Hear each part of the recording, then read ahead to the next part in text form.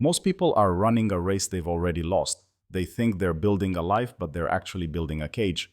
The secret to the top 1% isn't that they earn a higher salary. It's that they know the fundamental difference between an asset that puts money in your pocket and a liability that takes it out. We often fall for the asset myth, believing our cars or primary homes are investments, when in reality, if it costs you money every month for maintenance and interest without producing income, it is a liability.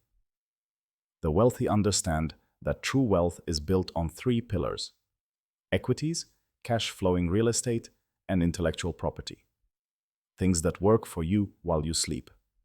To escape the cycle, you must master the gap strategy.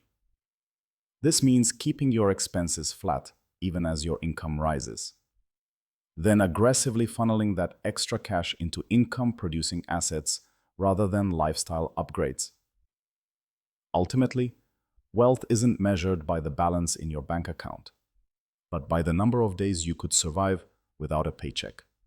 If you want to change your future, you have to stop working for money and start acquiring the assets that make money work for you.